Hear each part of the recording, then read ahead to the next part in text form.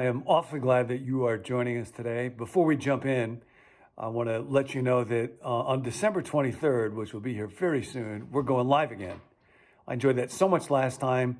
That'd be great the day before Christmas Eve to gather everybody live and have some time to celebrate Advent, to learn. I'd love to hear from you what this journey has been and what you've learned or any questions that you might have.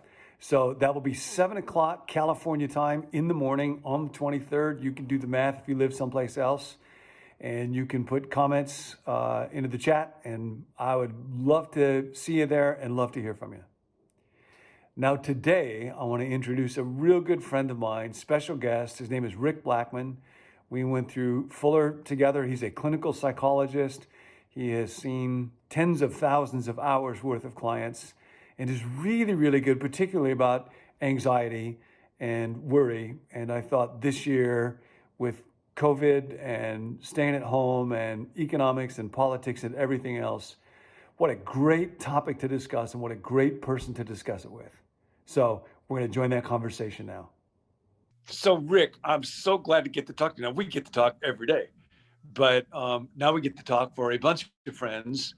And this has been such a crazy year, pandemic, economic volatility, political unrest. You see people for issues of anxiety and worry all the time. You see more over the holidays because it's so tough. And this year, especially, as we're going through this journey of Advent together.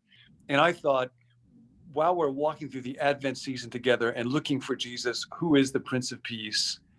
And you've talked with people for a lot of years about peace and dealing with anxiety and worry and weights. And I know a lot of folks who are listening are dealing with that really heavy. I'd love to hear wisdom from you for real people about how do you deal with anxiety and worry. So what are your thoughts? What are your wisdom? And by the way, welcome. Thank you, John. I'm really glad to be here and just have so enjoyed listening to your various Advent selections. That has been a great way to do devotions during this Advent season for me and for Sherry.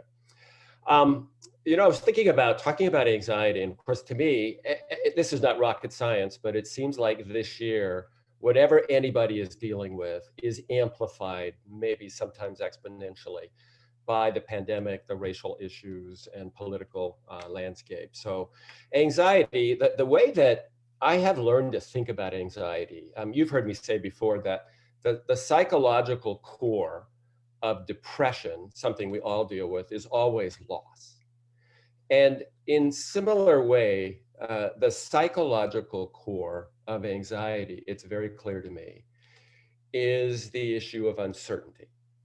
How do we human beings deal with the things that we can't know, the things that we're uncertain about? And one of the natural outflows of that is the emotion that we call anxiety or worry. I wrote an article years ago for a magazine that was asking me to sort of explain and go through what does the Bible teach about anxiety. And I went through and I looked at what Jesus taught and John and Peter and Paul and various people in the Old Testament. And it turns out that the definition in the Bible of anxiety is almost always what we're talking about right now. It's worry about tomorrow. It's uncertainty about what's going to happen. And so be anxious for nothing and let not your heart be troubled are the various ways that the biblical authors and Jesus himself would talk about dealing with anxiety. And it basically is the idea that the Bible's prescription to dealing with uncertainty and the future, which by definition is uncertain, is to put the future in the hands of the one who owns the future, to surrender Rick, the future.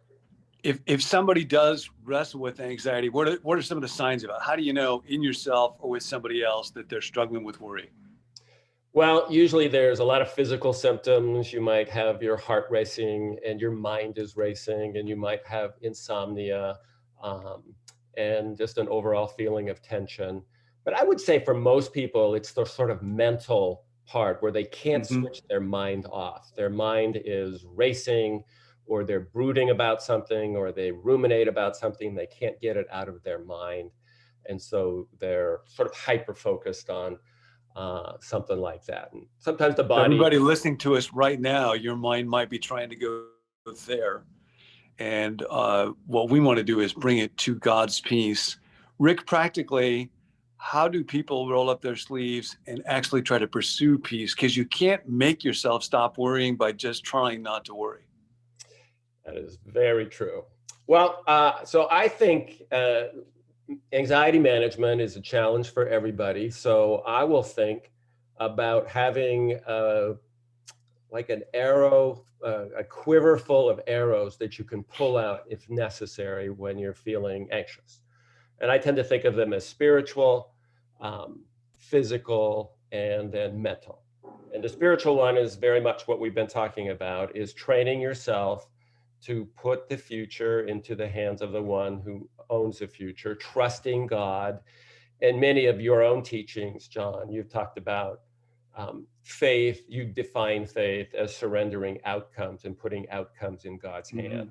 So I think that's part of the practical benefit of walking with Jesus, is having that capacity to put your worries about tomorrow or next year or your job or your health or somebody's health in your family, that sort of thing, in God's hand, and take the onus of it off of your own shoulders. So that would be one of the arrows.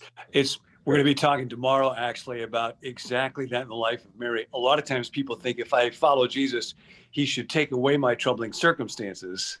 And actually, you don't get to peace through circumstances at all. So that relationship is critical. And then what's the second arrow?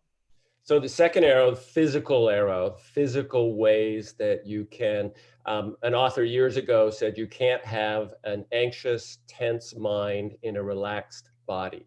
So finding ways to calm your body down. Sometimes you can do that by meditating on scripture, doing relaxation, exercising, looking at your sleep, just all of the ways that your physical. I've just finished reading a book that I reread called The Body Knows the Score.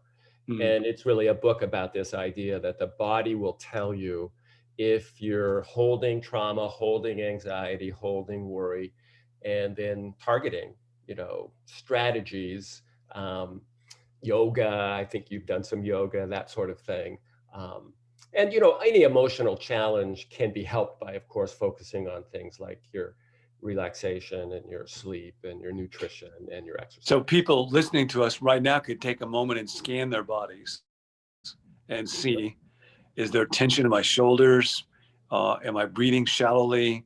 And just a deep breath and to relax. It's amazing when we do that with our bodies, it's easier spiritually to hand problems over to God. So there's the spiritual, there's the physical. What's the third arrow? The third arrow, and is sort of an interesting idea that has come up in maybe the last 10 or 15 years of my practice.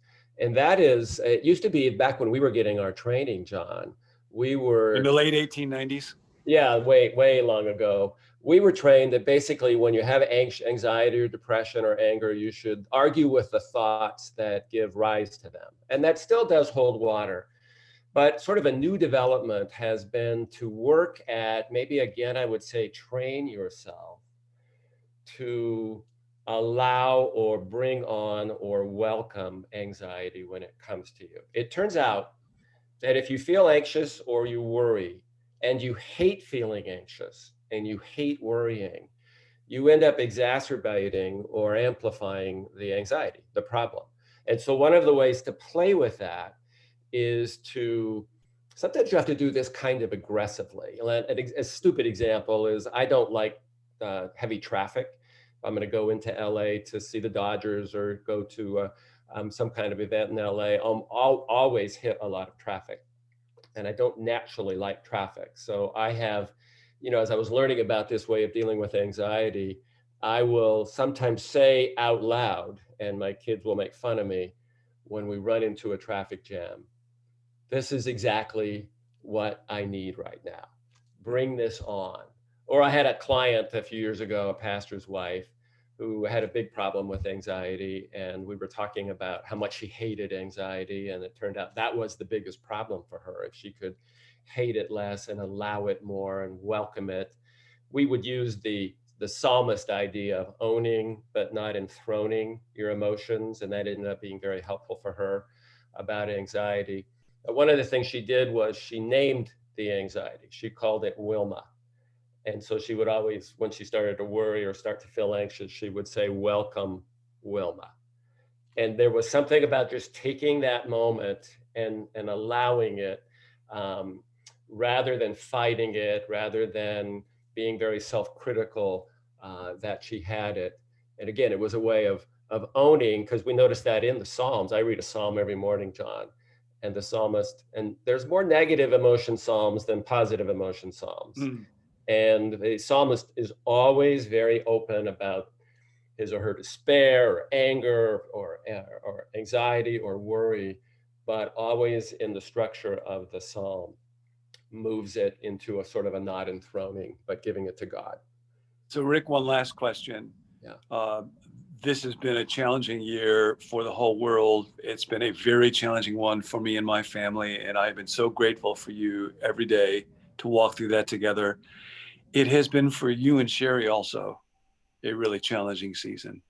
And would you mind just saying a word or two about what that journey has been like for you personally and how you have had to deal with uncertainty? Yeah, Sherry had a very serious second bout with cancer last year, a bunch of surgeries, 7 surgeries in 2019, and the symptoms and issues kind of continue. And I think in our different way, both of us have really benefited from what we were just talking about, being able to, of course, I can share my feelings about this regularly with you, and we can share them with each other. But to find ways to not enthrone that worry, boy, this whole idea of uncertainty um, really speaks to me, even as I'm thinking about the question, because I I know. don't know how this is going to turn out.